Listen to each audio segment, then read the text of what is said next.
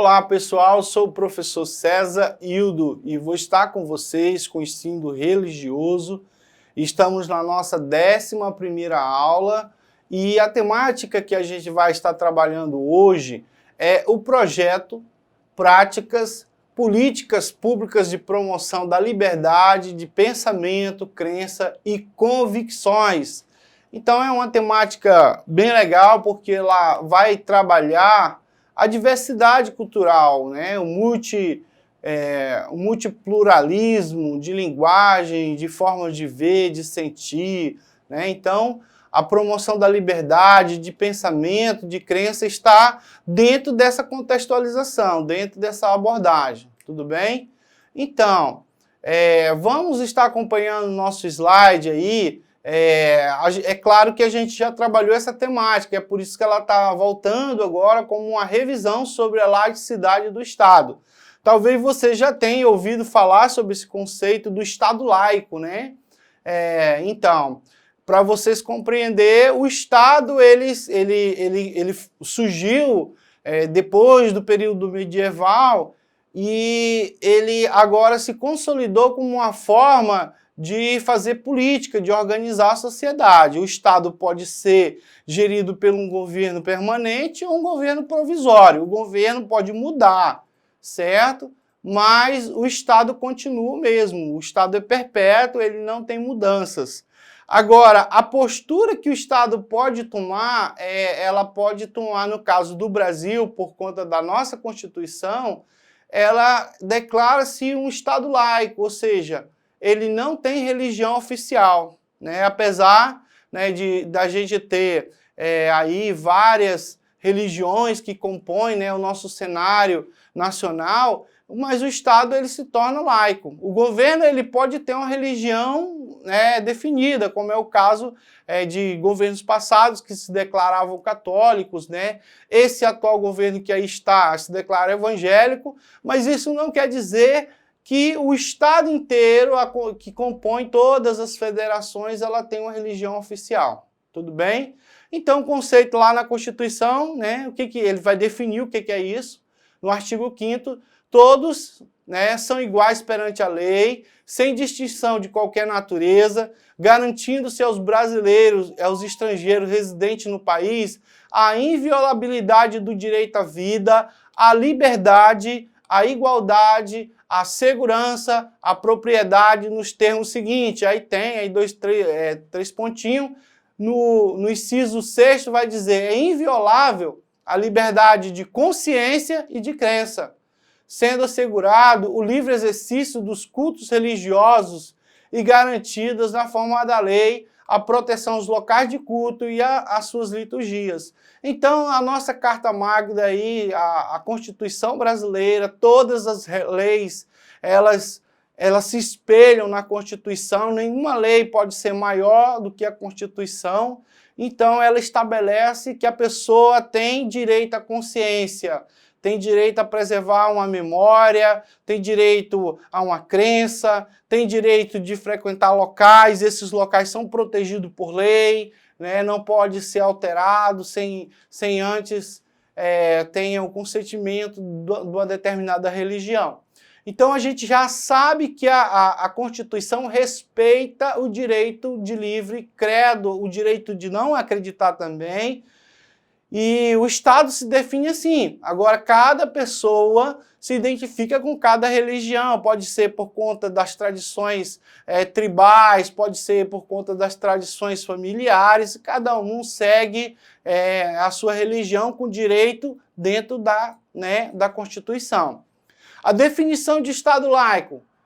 Né? O Estado brasileiro é laico, né? Secular, significa separação da religião e os seus valores dos atos governamentais. Em uma democracia, a pluralidade de crença repousa sobre a liberdade. O Estado age com neutralidade e igualdade com relação a todas as religiões. Então, pessoal, o nosso Brasil ele é constituído por essa diversidade.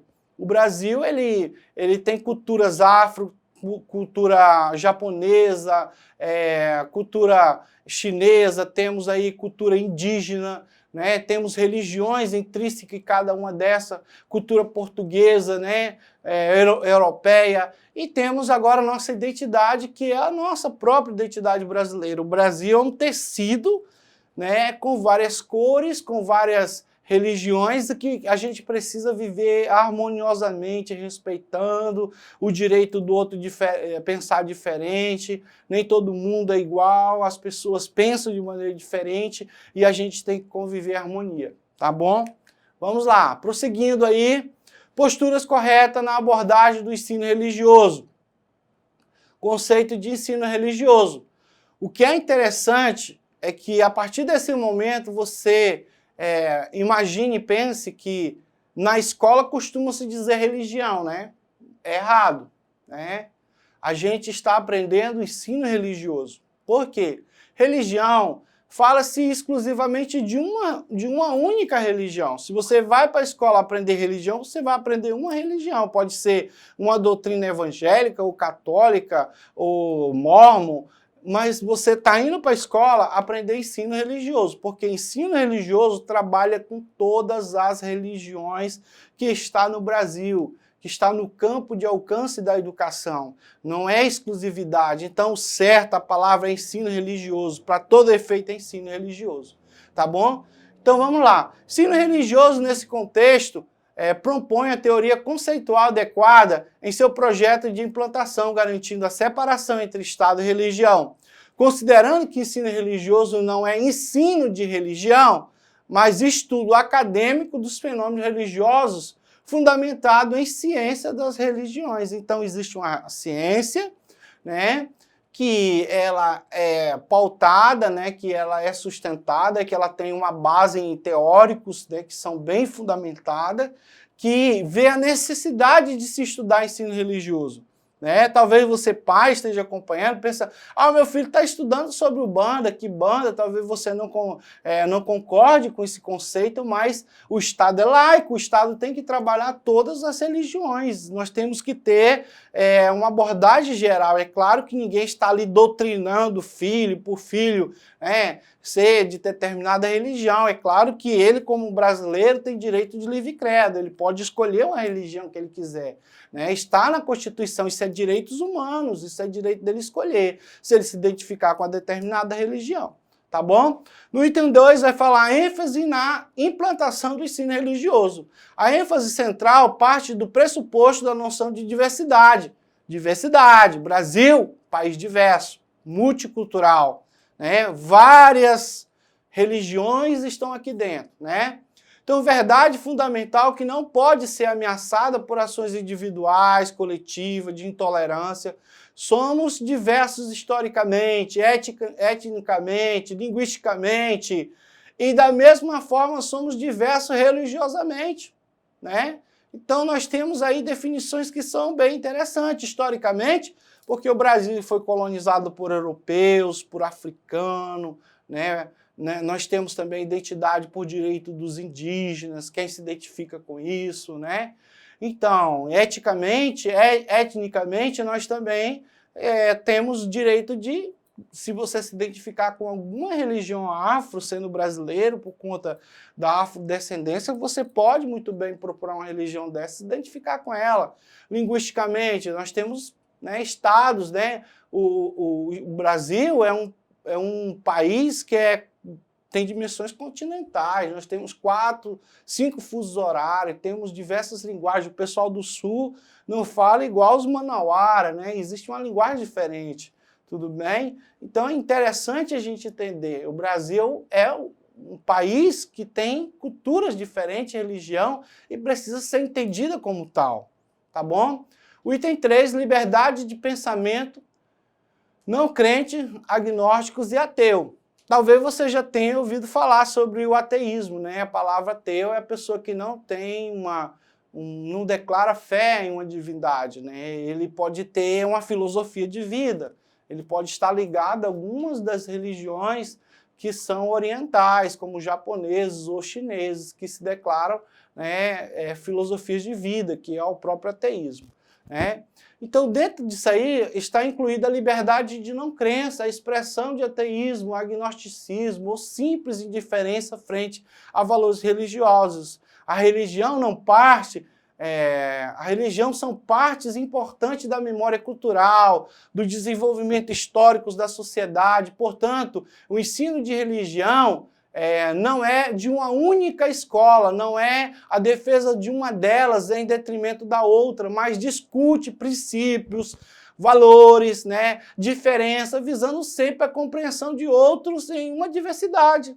Então, é isso, gente, não tem como pular isso. Talvez você, pai, fique chocado com o que você está lendo agora, né? Antes, tem muitos pais que não acompanhavam o ensino de religião ou de ensino religioso do menino e, de repente, se depara com coisas que ele acha absurdo, porque segue apenas uma religião, a religião particular dele, e não entende que o Estado oferta um ensino religioso de qualidade que trabalha com essa diversidade, né?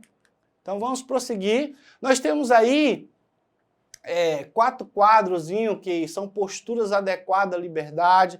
Não vai dar para a gente ler tudo por conta do nosso tempo, mas você pode estar printando e você pode estar observando aí, ó, o item 1 como fenômeno social, 2, tolerância religiosa do significado, né? No outro quadro aí nós vamos ter 2, embora seja impossível o consenso religioso, a consciência constante, né, dinâmica nos estudos produz reflexão sobre o pensamento e necessidade de compreensão dos fenômenos religiosos, né? O 4, consciência inclusiva, nós temos que ter essa consciência inclusiva, não é de exclusão. Vamos separar, né? Tu já pensou em escola só de evangélico, só de católico? Ou uma escola só que tem pessoas que frequentam banda, outros que só escola indígena, né? Então, nós vamos ter que imaginar a possibilidade de ter esse diverso. Temática socioabrangente e valores da pessoa humana. Então, você vai estar printando aí, você vai estar... para você estar revendo isso aí posteriormente, tudo bem? Vamos lá, agora vamos para o nosso primeiro exercitando. Você vai estar marcando aí, faça a correlação entre as posturas corretas na abordagem do ensino religioso. Nós vamos ter aí 1 para conceito, 2 para implantação, 3 para liberdade de crença, tudo bem? E aí você vai enumerar elas, certo? Conforme ela está aí, tá bom? Então a questão certa está assim. Então, pessoal, nós estamos aí com a nossa atividade, né, número 2. Faça a correlação entre posturas públicas corretas sobre a liberdade do pensamento. Então, nós vamos ter lá em cima no quadro dinâmica social de mudança, tá? E o 2, estudo do fenômeno religioso.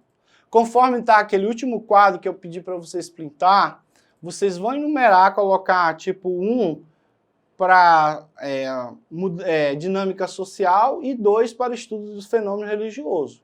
E vocês vão estar enumerando, e aí, é claro que vocês têm que estudar, tá? Mas a questão certa está assim, tudo bem? O professor César vai ficar por aqui, agradeço muito a você que tem nos acompanhado. Acesse a plataforma Edu, que tem acesso a todo o conhecimento do 8º ano, né, do 3º bimestre, que nós estamos no 3º bimestre, e também vá lá no YouTube, acesse Web Aulas, EAD, e também procure as nossas aulas que estão sendo postadas lá, caso você tenha dificuldade. Tudo bem? O professor César vai ficar por aqui, muito obrigado pela sua atenção.